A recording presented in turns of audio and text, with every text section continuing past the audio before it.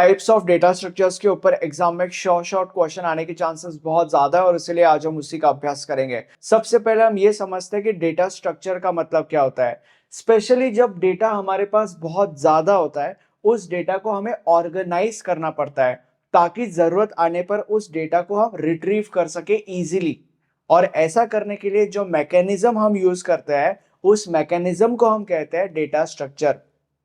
Now, when it comes to data structure, there are two types of data structures: primitive data structure and non-primitive data structure. सबसे पहले हम ये समझते हैं कि primitive data structure का मतलब क्या होता है।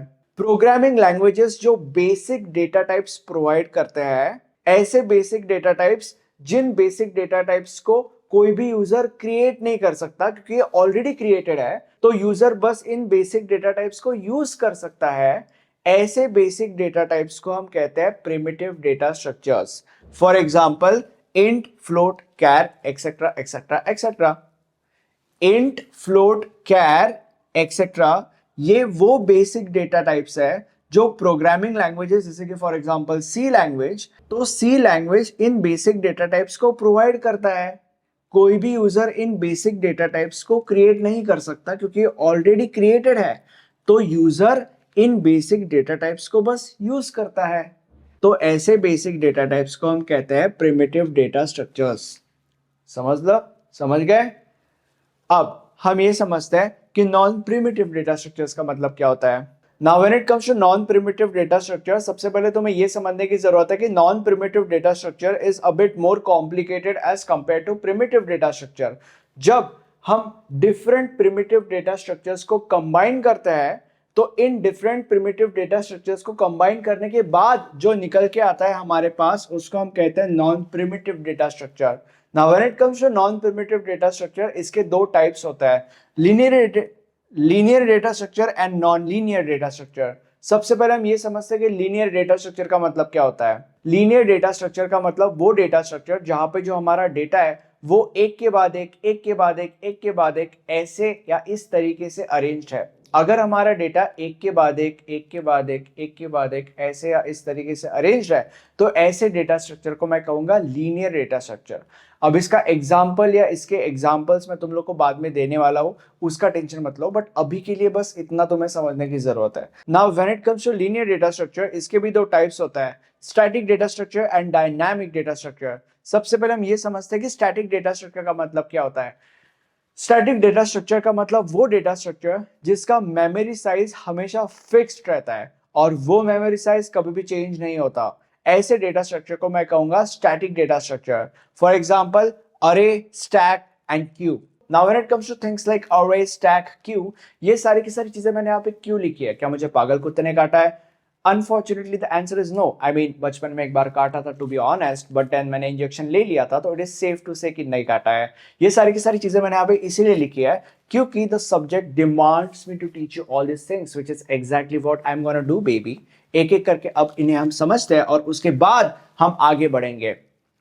तो सबसे पहले हम समझेंगे कि अरे का मतलब क्या होता है। Now when it comes to अरे, तुम्हें यह समझने की जरूरत है कि अरे उन एलिमेंट्स का कलेक्शन होता है जिन एलिमेंट्स का डेटा टाइप सेम है। For example let's say for example मुझे बनाना है इंटीजर अरे, तो सबसे पहले मैं लिखूंगा इंट क्योंकि मुझे इंटीजर अरे बनाना है। उसके बाद हम अरे का नाम लिखेंगे। अरे का नाम वैसे तो कुछ भी हो सकता है, बट हमने यहाँ पे लिखा है एक्स। ट्राई करना एक्स ये लेटर तुम यूज ना करो because it is a very toxic letter to be honest. उसकी जगह पे तुम ए लिख सकते हो, बी लिख सकते हो, सी लिख सकते हो, कुछ भी लिख सकते हो, ठीक है। उसके बाद हम अरे का साइज लिखेंगे विच इज हमने यहाँ पे लिखा है 6। इसका मतलब हम ये चाहते हैं कि हमारे अरे के अंदर 6 एलिमेंट्स हो which is from index 0 to 5, that is 1 2 3 4 5 6। 6 elements हमारा अरे बन के तैयार है। इसके अंदर हम 6 एलिमेंट्स स्टोर कर सकते हैं। अब एक बार हम फिर से देखते हैं, स्टैटिक डेटा स्ट्रक्चर वो डेटा स्ट्रक्चर होता है जहां पे मेमोरी का साइज फिक्स्ड होता है और वो चेंज नहीं होता। अब यहाँ पे व्हेन इट कम्स टू अरे, एक बार हमने साइज फिक्स कर लिया तो इससे बाहर यानी कि इस साइज के बाहर हम इस अरे के अंदर कोई भी एलिमेंट स्टोर नहीं कर सकते। फॉर एग्जांपल क्या इसके अंदर मैं x of 9 a element store कर सकता हूं? And the answer is no, क्योंकि वो यहाँ पे स्टोर करने की जगह ही नहीं है। तो बेसिकली मैं ये कह सकता हूं कि when it comes to array the memory size is fixed और ये साइज चेंज नहीं हो सकती। And that is the reason why array is an example of static data structure. अब स्टैटिक डेटा स्ट्रक्चर के दूसरे एग्जांपल का स्टैटिक डेटा स्ट्रक्चर के दूसरे एग्जाम्पल को समझने का टाइम आ चुका है और होने वाला है अब शुरू मौत का नंगा नाच। और ये दूसरा एग्जाम्पल है स्टैक। हम स्टैक को समझते हैं। Now when it comes to stack, सबसे पहले तुम्हें विजुअली समझने की जरूरत है कि ये काम कैसे करता है। इमेजिन करो कि ये स्टैक है। जो स्टैक होता है वो नीचे से हमेशा क्लोज्ड होता है और ऊपर से ओपन होता है। नीचे से क्लोज्ड, ऊपर से ओपन, राइट। अब अगर मुझे स्टैक के अंदर कुछ डालना है तो मैं ऐसे डालता हूं। सबसे पहले let's say for example white colour combination के ऊपर ध्यान देना। सबसे पहले हमने व्हाइट बॉल डाला, उसके बाद ग्रीन डालेंगे, उसके बाद रेड डालेंगे और उसके बाद ब्लैक डालेंगे।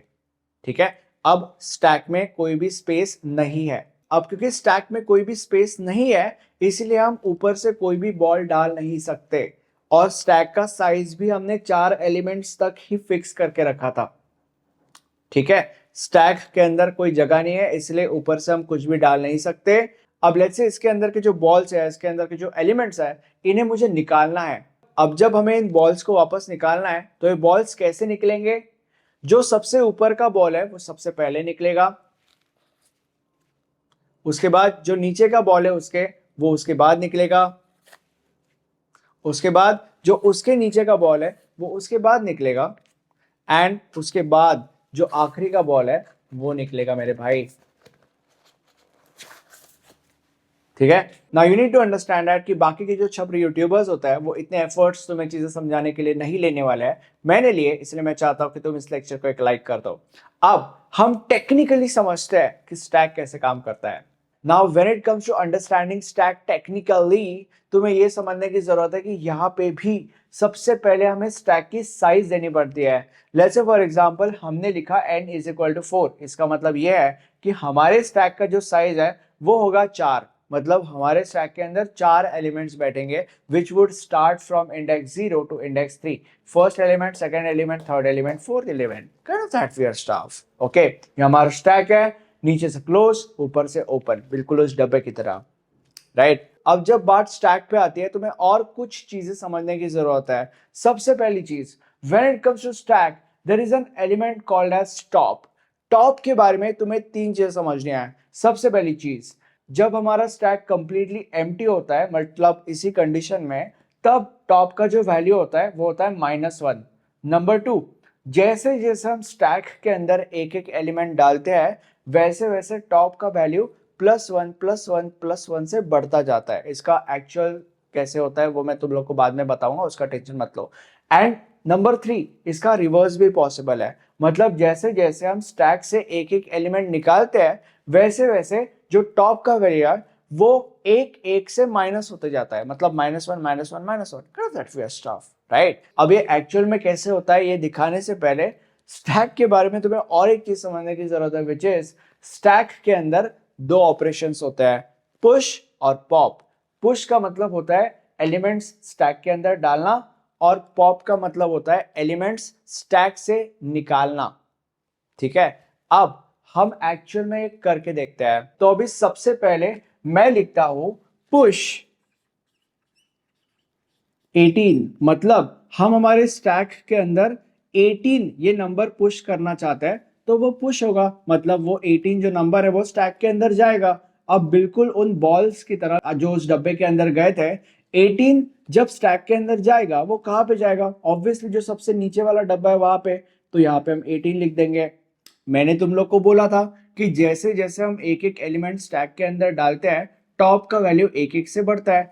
तो अभी जब हम पहला एलिमेंट डालेंगे टॉप का जो वैल्यू होगा that would be top is equal to -1 +1, मतलब एक से बड़ा, मतलब -1 का आगे का नंबर कौन सा होता है, या -1 +1 क्या होता है? 0, राइट। तो अभी टॉप का जो वैल्यू है वो 0 है एंड टॉप का जो एलिमेंट है वो 18 है मेरे भाई। ओके। अब लेट्स से फॉर एग्जांपल मैं लिखता हूं पुश 69। तो इसका मतलब हम 69 ये जो नंबर है वो स्टैक के अंदर डालना चाहते हैं, जो कि जाएगा। अब बिल्कुल उन बॉल्स की तरह जो उस डब्बे में गए थे, अगेन अगर 69 हम ऊपर से डालेंगे तो वो कहां पे जाएगा? ऑब्वियसली यहाँ पे, राइट। और मैंने तुम लोग को बोला था कि जैसे एक एक एलिमेंट हम स्टैक के अंदर डालते हैं वैसे टॉप का जो वैल्यू है वो एक एक से बढ़ता है। तो अभी टॉप का जो वैल्यू है वो 0 नहीं है, अब टॉप का वैल्यू एक से बढ़ चुका है, that is 0 plus 1 that is 1, simple as that, right. तो अभी इसका मतलब क्या है, इसका मतलब ये है कि टॉप का वैल्यू 1 है और टॉप का जो एलिमेंट है वो 69 है। अब लेट्स से फॉर एग्जांपल मुझे और एक नंबर पुश करना है, मुझे मान लेते हैं 73 पुश करना है। तो इसका मतलब ये है कि 73 ये जो नंबर है वो हमें स्टैक के अंदर पुश करना है। तो 73 जब स्टैक के अंदर जाएगा वो ऑब्वियसली यहाँ पे आएगा। और मैंने तुम लोग को बोला था कि जब एक नंबर स्टैक के अंदर जाता है टॉप का वैल्यू एक से बढ़ता है। तो अभी टॉप का वैल्यू 1 नहीं है, टॉप का वैल्यू है, sorry for that, 1 plus 1 that is 2। Okay, अब हमें और एक एलिमेंट डालना है तो हम लिखेंगे पुश, मान लेते हैं जो नंबर हमें डालना है वो है 13, राइट। तो 13 जाएगा अंदर और यहाँ पे आ जाएगा। अब एक एलिमेंट डाला है तो मतलब टॉप का वैल्यू भी एक से बढ़ना है। तो अभी टॉप का वैल्यू 2 नहीं है, अब टॉप का वैल्यू है 2 प्लस 1 दैट इज 3। ठीक है, अब हमारा जो स्टैक है वो फुल हो चुका है। अब इसके ऊपर हम और नंबर से और एलिमेंट स्टैक के अंदर नहीं डाल सकते। अब यहाँ पे एक छोटा सा डिटेल है जो तुम्हें जानने की जरूरत है। हमें वैसे तो यहाँ पे दिख रहा है कि हमारा स्टैक कंप्लीटली भर चुका है, बट टेक्निकली हमें कैसे पता चलेगा कि यहाँ स्टैक इज फुल? जब हमारे टॉप की वैल्यू n-1 हो जाती है तब हमें ये पता चलता है, या इसका मतलब ये होता है कि हमारी जो स्टैक है वो कंप्लीट है, मतलब वो फुल हो चुका है बेसिकली। यहाँ पे देखो टॉप की वैल्यू क्या है 3, n-1 यानी कि 4-1 क्या होता है 3। इसका मतलब ये है कि टॉप की जो वैल्यू है वो n-1 हो चुकी है। और जैसे कि मैंने बोला कि जब टॉप की वैल्यू n-1 हो जाती है तब हमें पता चलता है कि स्टैक इज फुल, या इसका मतलब होता है कि हमारा जो स्टैक है वो पूरा भर चुका है, जो कि है, राइट। अब तुम्हें यह समझना है कि जब हमारा स्टैक पूरा का पूरा फुल हो जाता है तब इसके ऊपर हम और एलिमेंट्स नहीं डाल सकते। और स्टैक फुल होने के बावजूद भी हमने ऊपर से एलिमेंट्स डालने की कोशिश करी। मतलब अगर सपोज मैंने यहाँ पे लिखा पुश 15, मतलब इसका मतलब क्या है, इसका मतलब यह है कि स्टैक, ओ गॉड, इसका मतलब यह है कि स्टैक फुल होने के बावजूद भी मैं, जस्ट अ सेकेंड, अगर फिर भी मैंने यहाँ पे लिखा पुश 15, इसका मतलब क्या है, इसका मतलब ये है कि स्टैक फुल होने के बावजूद भी मैं इसके अंदर एलिमेंट्स डालने की कोशिश कर रहा हूं। तो अगर मैंने ऐसा किया, जो कि नहीं हो सकता, इसीलिए मुझे एरर मिलेगा which is stack overflow. Okay, ये एलिमेंट स्टैक में नहीं जाएगा और उसके जगह पे मुझे एरर मिलेगा स्टैक ओवरफ्लो। ऐसा तब होता है जब हम स्टैक फुल होने के बावजूद भी उसके अंदर एलिमेंट्स डालने की कोशिश करते हैं। ठीक है, तो अभी हमारा स्टैक फुल हो चुका है, ऊपर से हम एलिमेंट्स नहीं डाल सकते। अब हम दूसरे ऑपरेशन के ऊपर जंप करते हैं विच इज पॉप। मतलब अब हम स्टैक के अंदर से एलिमेंट्स बाहर निकालना चालू कर देते हैं। अब सबसे पहले यहाँ पे मैं मेरा पहला कमांड देता हूं विच इज पॉप। अब तुम लोग मुझे बोलोगे कि यार ब्रैकेट के अंदर तूने कोई नंबर क्यों नहीं लिखा? When it comes to pop, bracket के अंदर कोई भी नंबर लिखना जरूरी नहीं है, जैसे हमने यहाँ पे किया था। अब ऐसा क्यों? ऐसा इसीलिए क्योंकि जब हम पॉप ये कमांड देते हैं तब किसी भी बात का कोई भी फर्क नहीं पड़ता, क्योंकि जो सबसे ऊपर का एलिमेंट है वो डिलीट हो जाता है सिंपली, या वो सिंपली स्टैक से निकल जाता है। अब वो कौन सा एलिमेंट है that does not matter, right. And that is the reason why pop के अंदर ब्रैकेट में कोई भी नंबर हमें लिखने की जरूरत नहीं होती। तो हमने यहाँ पे कमांड दिया पॉप, तो इससे क्या होगा, इससे स्टैक का जो सबसे ऊपर का एलिमेंट है वो डिलीट हो जाएगा या वो स्टैक से निकल जाएगा। और जैसे कि मैंने तुम लोग को बोला था कि जैसे एक एक एलिमेंट हम डालते हैं टॉप का वैल्यू एक एक से इंक्रीज होता है, इन द सेम वे जैसे जैसे हम एक एक एलिमेंट स्टैक से निकालते हैं टॉप का वैल्यू एक एक से डिक्रीज होता है। तो अभी टॉप का जो वैल्यू है वो 3 नहीं है, टॉप का वैल्यू होगा 3-1 दैट इज 2। तो अभी टॉप का वैल्यू 2 है और टॉप के अंदर का जो एलिमेंट है वो है 73। ठीक है, अब हम फिर से कमांड देते हैं विच इज पॉप। तो इसका मतलब ये है कि स्टैक का जो सबसे ऊपर का एलिमेंट है वो डिलीट हो जाएगा। स्टैक का सबसे ऊपर का एलिमेंट क्या है 73, ये डिलीट हो जाएगा, सिंपल एज दैट। और टॉप का जो वैल्यू है वो भी 1 से माइनस हो जाएगा, तो अभी टॉप का वैल्यू 2 नहीं है, टॉप का वैल्यू है 2 माइनस 1 दैट इज 1। तो अभी टॉप का वैल्यू 1 है और टॉप के अंदर का जो एलिमेंट है दैट इज 69। अब हम फिर से एक बार कमांड देते हैं विच इज पॉप। इसका मतलब क्या है? इसका मतलब यह है कि स्टैक का जो सबसे ऊपर का एलिमेंट है दैट इज 69 वो डिलीट हो जाएगा और टॉप का जो वैल्यू है वो भी 1 से डिक्रीज होगा। तो अभी टॉप का वैल्यू 1 नहीं है, टॉप का वैल्यू है 1 माइनस 1 दैट इज 0। तो अभी टॉप का वैल्यू 0 है और टॉप का जो एलिमेंट है वो 18 है। अब हम और एक बार कमांड देते हैं पॉप, राइट।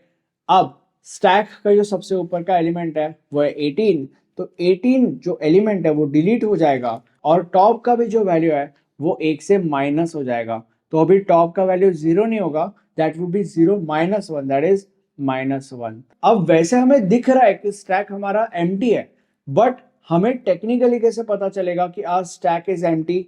जब हमारे टॉप का वैल्यू होगा -1 तब हमें पता चलेगा कि आज स्टैक इज एम्प्टी। अब अगर हमने फिर से कमांड दिया पॉप, तो क्या ये कमांड एग्जीक्यूट हो सकता है? And the answer is no, क्योंकि स्टैक से कोई भी एलिमेंट निकालने के लिए स्टैक के अंदर कोई एलिमेंट होना तो चाहिए, बट यहां पे तो कोई एलिमेंट ही नहीं है, तो स्टैक से निकलेगा क्या? कुछ भी नहीं, राइट। तो इसीलिए ये जो पॉप कमांड है वो एग्जीक्यूट ही नहीं होगा और हमें एरर आएगा, और वो जो एरर है that would B stack underflow. ठीक है, जब पुश के अंदर एरर आता है उसको हम कहते हैं स्टैक ओवरफ्लो, और पॉप में जो एरर आता है उसको हम कहते हैं स्टैक अंडरफ्लो। ठीक है, तो पुश, पॉप, स्टैक, टॉप, ये चारों चीजें मैंने तुम लोग को समझा दिया है। आई होप तुम लोग को स्टैक ये चीज या ये कॉन्सेप्ट समझा होगा। अब हम अगले कॉन्सेप्ट के ऊपर जंप करते हैं विच इज क्यू। अब जब बात क्यू पे आती है तो तुम्हें यह समझना है कि क्यू के अंदर भी सबसे पहले हमें क्यू का साइज डिफाइन करना पड़ता है। लेट्स से फॉर एग्जांपल हमने क्यू का साइज दिया 5। इसका मतलब यह है कि हम ये चाहते हैं कि हमारे क्यू के अंदर 5 एलिमेंट्स हो starting from the index 0 to index 4, that is first element, second element, third element, fourth element, fifth element, right. अब क्यू के बारे में तुम्हें कुछ पॉइंट्स समझने की जरूरत है। पॉइंट नंबर 1, क्यू का सीन स्टैक के जैसा नहीं होता, नीचे से बंद ऊपर से ओपन, ऐसा नहीं होता। When it comes to queue, दोनों एंड्स क्यू के ओपन होते हैं, फ्रंट एंड भी ओपन होता है और बैक एंड भी ओपन होता है। इसका मतलब क्या है वो तुम लोग को बाद में समझेगा, बट अभी के लिए यह समझने की जरूरत है, क्यू के दोनों एंड्स ओपन होते हैं। दूसरा point, when it comes to queue, जो क्यू का फ्रंट एंड होता है उसको हम कहते हैं फ्रंट, और जो क्यू का बैक एंड होता है उसको कहा जाता है रेर। फ्रंट एंड को फ्रंट कहा जाता है, बैक एंड को रेर कहा जाता है। जब हमारा क्यू एम्प्टी होता है, ये थर्ड पॉइंट है बाय द वे, जब हमारा क्यू एम्प्टी होता है मतलब यही सिचुएशन जब हमारे क्यू के अंदर एक भी एलिमेंट नहीं होता, जब हमारा क्यू एम्प्टी होता है तब फ्रंट और रेर दोनों के जो वैल्यूज होता है वो होते हैं -1 -1। ठीक है, क्यू के अंदर पॉइंट नंबर 4, दो ऑपरेशंस किए जाते हैं। अगर तुम्हें क्यू के अंदर एलिमेंट्स डालने हैं तो ऐसा करने के लिए जो ऑपरेशन यूज किया जाता है उस ऑपरेशन को हम कहते हैं NQ. Let's say for example NQ की मदद से हम एक एक एलिमेंट्स क्यू के अंदर डाल रहे हैं, तो जब हम ऐसा करते हैं तो रेयर का जो वैल्यू है वो एक एक से बढ़ता है। अब क्यू के अंदर हमने एनक्यू की मदद से एलिमेंट्स जो डाल दिए, अगर हमें इन एलिमेंट्स को डिलीट करना है, मतलब अगर हमें इन एलिमेंट्स को क्यू से बाहर निकालना है, तो ऐसा करने के लिए जो ऑपरेशन यूज किया जाता है उस ऑपरेशन को कहा जाता है डीक्यू। मान लेते हैं कि डीक्यू की मदद से हम एक एक एलिमेंट क्यू से निकाल रहे हैं, तब फ्रंट का वैल्यू एक एक से बढ़ता है। मतलब बेसिकली जब एनक्यू की मदद से हम एक एक एलिमेंट क्यू के अंदर डालते हैं तब रेड का वैल्यू बढ़ता है, और डीक्यू की मदद से जब हम एक एक एलिमेंट क्यू से निकालते हैं तब फ्रंट का वैल्यू एक एक से बढ़ता है। ठीक है, and that is the reason why यहां पे मैंने लिखा है ERDF। ERDF, ये 4 लेटर्स इसी ऑर्डर में तुम्हें याद में रखना है। ठीक है, इसका मतलब क्या है? इसका मतलब यह है कि जब हम एनक्यू करते हैं तब रेयर का वैल्यू बढ़ता है, और जब हम डीक्यू करते हैं तब फ्रंट का वैल्यू बढ़ता है। ये इसका मतलब है। ठीक है, इसी ऑर्डर में याद में रखना जरूरी है। ये मैंने तुम्हारे लिए स्पेशली बनाया है, ये तुम्हें कहीं पे नहीं मिलेगा, आई डोंट थिंक सो, मैंने तो नहीं दिखा अभी तक। अब हम टेक्निकली इसके अंदर नंबर्स डाल के समझते हैं कि क्यू हमारा कैसे काम करता है। तो अभी सबसे पहले ऑब्वियसली क्योंकि हमारा क्यू एम्प्टी है, इसीलिए हमें इसके अंदर एलिमेंट्स को डालना पड़ेगा। तो एलिमेंट्स को अगर इसके अंदर हमें डालना है तो ऐसा करने के लिए जो ऑपरेशन हम यूज करते हैं दैट इज एन क्यू। तो मैं यहां पे लिखता हूं एन क्यू 5, राइट। इसका मतलब ये है कि हम इसके अंदर 5 डालना चाहते हैं, तो इसके वजह से यहाँ पे जाएगा 5। और जब हम एन क्यू ऑपरेशन करते हैं या एन क्यू की मदद से जब हम एक एलिमेंट इसके अंदर डालते हैं तो किसका वैल्यू बढ़ता है एक से? रेयर का। तो अभी रेयर का जो वैल्यू है वो -1 से 1 से बढ़ेगा, दैट इज -1 + 1 दैट इज 0। तो अभी रेयर का वैल्यू है 0। इधर r इज इक्वल टू 0 हम लिखेंगे for the ease of, like यहाँ पे स्पेस नहीं है व्हाटएवर। अब हम और एक एलिमेंट डालते हैं, तो यहां पे हम लिखेंगे N Q let's say 15, right. तो यहां पे 15 चला जाएगा। तो अभी जब एन क्यू की मदद से हमने और एक एलिमेंट डाला तो रेयर का वैल्यू और एक से बढ़ेगा। तो अभी रेयर का वैल्यू 0 से बढ़ के 0 + 1 होगा विच इज 1, राइट। अब हम क्यू के अंदर और एक एलिमेंट डालते हैं, एन क्यू लेट्स से 70। तो यहां पे 17 जाएगा, ओके। अब एक एलिमेंट डाला एन क्यू की मदद से तो रेयर का वैल्यू फिर से 1 से बढ़ेगा। तो अब रेयर का वैल्यू 1 नहीं है, रेयर का वैल्यू है 1 + 1 that is 2। And by the way तुम्हें ऑर्डर भी समझने की जरूरत है, मतलब कैसे नंबर्स जाते हैं क्यू के अंदर और कैसे नंबर्स निकलते हैं क्यू से। रेलवे स्टेशन पे अगर टिकट काउंटर यहां पे है तो कैसे लाइन लगेगी टिकट्स के लिए? ऐसे लाइन लगेगी और यहां पे टिकट लेके लोग ऐसे निकलेंगे। बस क्यू ऐसे ही काम करता है, क्यू बिल्कुल क्यू की तरह ही काम करता है। इमेजिन करो कि यहाँ पे टिकट काउंटर है एक रेलवे स्टेशन में, यहाँ पे एक लड़की बैठी है जो टिकट दे रही है पैसों को लेकर। यहां से लोग एक एक आ रहे हैं, टिकट ले रहे हैं और यहां से निकल रहे हैं। तो फिलहाल हम बस लोग कैसे आ रहे हैं वो देख रहे हैं। उसके बाद डीक्यू की मदद से हम देखेंगे कि लोग कैसे निकलेंगे, मतलब बेसिकली ऐसे निकलेंगे, वो हम बाद में देखेंगे। ये मैं तुम लोग को कह रहा हूं। तो अब हमें क्यू के अंदर और एक एलिमेंट डालना है, मतलब बेसिकली उस क्यू में और एक आदमी आ रहा है, राइट। तो यहां पे हम लिखेंगे एन क्यू लेट्स से 20, ठीक है। तो आया यहां पे 20। अब एन क्यू की मदद से हमने एक नंबर ऐड किया तो रेयर का वैल्यू भी 1 से बढ़ेगा। तो भी रेयर का value is no more 2, rear का वैल्यू इज 3। एंड इसका मतलब क्या है? इसका मतलब रेयर का वैल्यू 3 है और रेयर का जो एलिमेंट है वो 20 है, ये इसका मतलब होता है। अब हम और एक नंबर ऐड करते हैं, सो एन क्यू लेट्स से 47 हमें ऐड करना है, ठीक है। तो अब यहाँ पे 47 जाएगा। एंड क्योंकि एन क्यू की मदद से हमने एक नंबर ऐड किया है तो नाउ रेयर का जो वैल्यू है that is no more 3, rear का value would be 3 + 1 that is 4।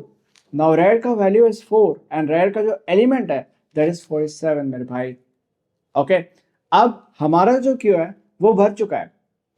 क्या क्यू भरने के बाद भी हम क्यू के अंदर एलिमेंट्स डाल सकते हैं? And the answer is no. But फिर भी अगर हमने यहाँ पे एन क्यू और कोई नंबर लिखा, लेट्स से फॉर एग्जांपल 60, अगर हमने यहाँ पे लिखा एन क्यू 60, मतलब क्यू भरने के बाद भी हम उसके अंदर एलिमेंट डाल रहे हैं, और ये नहीं हो सकता। And that is the reason why अगर हमने ऐसा किया तो हमें एक एरर आएगा and that error would be queue overflow. तो क्यू के अंदर when it comes to enqueue ये कहानी है, या क्यू के अंदर when it comes to elements queue के अंदर डालना, उसकी ये कहानी है। अब यहाँ पे दिखने के लिए तो हम देख सकते हैं कि क्यू हमारा पूरा का पूरा भर चुका है, बट टेक्निकली हम कब कह सकते हैं कि क्यू हमारा फुल हो चुका है? जब रेयर का वैल्यू n-1 होगा तब हम ये कह सकते हैं कि हमारा जो क्यू है वो फुल हो चुका है। रेयर का वैल्यू क्या है 4, n इज 5, तो n minus one is 5 minus one that is 4, तो इसका मतलब रेयर का value is n minus one, तो रेयर का वैल्यू n माइनस वन हो चुका है, तो इसका मतलब हमारा क्यू फुल है, जो कि है राइट। तो जब रेयर का वैल्यू n माइनस वन हो जाएगा तो हमें टेक्निकली ये पता चल जाएगा कि हमारा जो क्यू है वो फुल है, और इसका मतलब ये है कि हम और एन क्यू ये ऑपरेशन नहीं कर सकते, और एलिमेंट्स इसके अंदर हम नहीं डाल सकते, क्योंकि हमारा जो क्यू है वो फुल हो चुका है। अगर डालेंगे तो हमें एरर आएगा विच इज क्यू ओवरफ्लो। अब हम एक एक करके क्यू से एलिमेंट्स निकालना चालू कर देते हैं।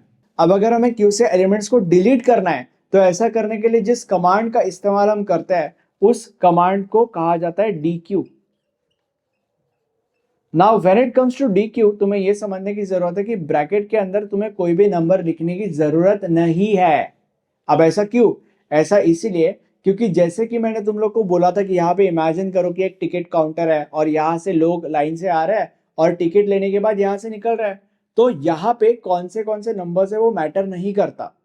अगर एक बार हमने कमांड DQ का दिया तो यहाँ का जो एलिमेंट है रिगार्डलेस ऑफ वो कौन सा एलिमेंट है वो डिलीट हो जाएगा, फर्क नहीं पड़ता कि कौन सा नंबर है, वो डिलीट होने वाला है। और एक बार DQ का कमांड दिया तो फर्क नहीं पड़ता कि यहाँ पे कौन सा एलिमेंट है वो डिलीट हो जाएगा, और एक बार DQ का कमांड दिया फर्क नहीं पड़ता कि यहाँ पे कौन सा एलिमेंट है कौन सा नंबर है वो डिलीट हो जाएगा।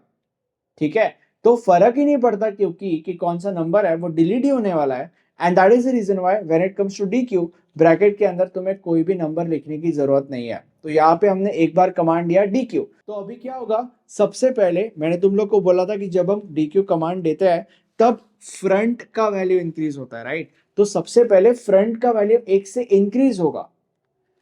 फ्रंट का वैल्यू पहले क्या था, यहाँ पे मैंने लिखा था इफ यू रिमेंबर, फ्रंट का वैल्यू था -1, तो अभी वो 1 से इंक्रीज होगा और वो हो जाएगा -1 + 1 that is f is equal to 0। तो f का वैल्यू यानी कि फ्रंट का वैल्यू 0 है और फ्रंट का जो एलिमेंट है वो डिलीट हो जाएगा, सिंपल एज दैट। एक बार फिर से हम DQ देते हैं।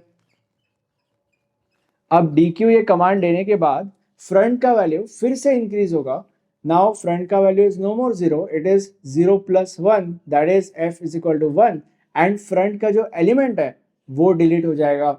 अब एक बार फिर से DQ हम कमांड देते हैं। अब इससे क्या होगा, इससे फ्रंट का वैल्यू इंक्रीज हो जाएगा 1 से, तो फ्रंट का value is no more 1, it is 1 + 1 that is 2, and front का वैल्यू 2 है और फ्रंट का जो एलिमेंट है वो डिलीट हो जाएगा राइट। एक बार फिर से हम लेते हैं कमांड DQ, तो अभी फ्रंट का वैल्यू इंक्रीज हो जाएगा from 2 to 2 + 1 that is 3, and front का वैल्यू इंक्रीज हो गया 1 से, एंड फ्रंट का जो एलिमेंट है वो डिलीट हो जाएगा, सिंपल एज दैट। एक बार फिर से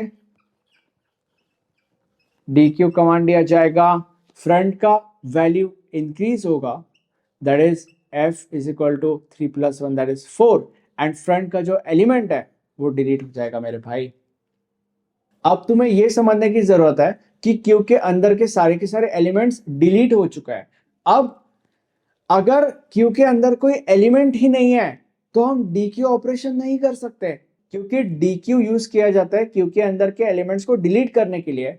बट अगर तुम्हें एलिमेंट्स को डिलीट करना है तो क्यू के अंदर कोई एलिमेंट तो होना चाहिए, तो यहाँ पे कोई एलिमेंट ही नहीं है, सारे के सारे एलिमेंट्स डिलीट हो चुका है। इसीलिए क्यू के अंदर के जब सारे के सारे एलिमेंट्स हमने डिलीट कर दिया है, क्यू जब एम्प्टी है अब, तो हम DQ कमांड अब नहीं कर सकते। और फिर भी अगर हमने DQ कमांड दिया तो इससे हमें एरर मिलेगा, जिस एरर का नाम है क्यू अंडरफ्लो। तो when it comes to things like NQ, DQ, front, rear, basically queue, ये जो पूरा का पूरा टॉपिक है, इस टॉपिक की कहानी ये है।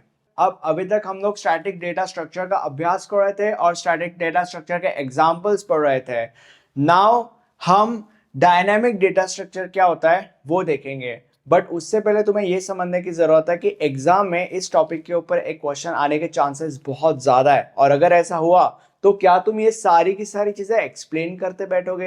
And the answer is no. तुम्हें एग्जैक्टली क्या लिखना है जिससे तुम्हें पूरे के पूरे मार्क्स मिले, ये मैंने नोट्स के अंदर बताया है। मैंने तुम्हारे लिए नोट्स बनाया है जिनके अंदर एग्जाम में आने वाले मोस्ट ऑफ द क्वेश्चंस और उनके आंसर्स बहुत ही ज्यादा इजी टू अंडरस्टैंड लैंग्वेज में लिखे गए हैं ताकि तुम्हें बहुत अच्छे मार्क्स मिले और अल्टीमेटली तुम्हारे पॉइंटर्स बढ़े। नोट्स के सारे डिटेल्स नीचे डिस्क्रिप्शन बॉक्स में अवेलेबल है। अब when it comes to dynamic data structure, सबसे पहला और सबसे important difference between dynamic data structure and static data structure is, जैसे स्टैटिक डेटा स्ट्रक्चर के अंदर हम सबसे पहले साइज फिक्स करते थे, n is equal to 5, n is equal to 4, n is equal to whatever, हमने साइज सबसे पहले फिक्स किया था हमेशा। डायनेमिक डेटा स्ट्रक्चर के अंदर सबसे पहले साइज हम फिक्स ही नहीं करते। साइज जो होता है वो चेंज होते रहता है, या साइज जो होता है वो चेंज हो सकता है, ठीक है। And that is the reason why this is a dynamic data structure, या this is called as a dynamic data structure, क्योंकि साइज फिक्स नहीं होता, वो चेंज हो सकता है, ठीक है। And that is the reason why again हम यहाँ पे कोई भी साइज फिक्स ही नहीं करते। और जब बात डायनेमिक डेटा स्ट्रक्चर के ऊपर आती है, इसका सबसे अच्छा एग्जांपल है लिंक्ड लिस्ट। अब तुम कहोगे कि लिंक्ड लिस्ट का मतलब क्या होता है? When it comes to linked list, इसके अंदर होते हैं नोड्स। ये एक नोड है, ये एक नोड है, ये एक नोड है, ये एक नोड है। हर एक नोड के अंदर दो कंपार्टमेंट्स होता है। पहले कंपार्टमेंट का नाम होता है डेटा, और इस कंपार्टमेंट के अंदर होता है डेटा। देन उसके बाद जो दूसरा कंपार्टमेंट है उसका नाम होता है नेक्स्ट, और इस कंपार्टमेंट के अंदर होता है अगले नोड का एड्रेस, ठीक है। तो मान लेते कि ये हमारा नोड है, ये हमारा पहला नोड है, इसके अंदर जो डेटा हम देना चाहते हैं दैट इज 10, और इस नोड का ये जो सेकंड कंपार्टमेंट है, इस कंपार्टमेंट के अंदर इस यानी कि अगले नोड का एड्रेस होगा, and that is how this node is connected with this node, क्योंकि इस नोड के इस सेकंड कंपार्टमेंट के अंदर इस नोड का एड्रेस है, इस तरीके से ये नोड इस नोड के साथ कनेक्टेड है, राइट। ये हमारा दूसरा नोड है, मान लेते हैं इसके अंदर हम नंबर देना चाहते हैं 60। इस नोड का ये जो सेकंड कंपार्टमेंट है, इस सेकंड कंपार्टमेंट के अंदर इस थर्ड नोड का एड्रेस है, and this is how this node is connected with this node. अब ये हमारा तीसरा नोड है, इस नोड के अंदर मान लेते हैं जो नंबर है वो है 36, और इस नोड का जो अगला कंपार्टमेंट है, इस कंपार्टमेंट के अंदर अगले नोड का एड्रेस है, and this is how this node is connected with this node, या this node is connected with this node, whatever. ये जो अगला नोड है ये हमारा आखिरी नोड है। इस नोड के डेटा वाले कंपार्टमेंट के अंदर लेट्स से डेटा है 40, और क्योंकि ये आखिरी नोड है, इसके आगे कोई नोड है ही नहीं, and that is the reason why इसके आखिरी कंपार्टमेंट में यानी कि सेकंड कंपार्टमेंट में नल है, ठीक है।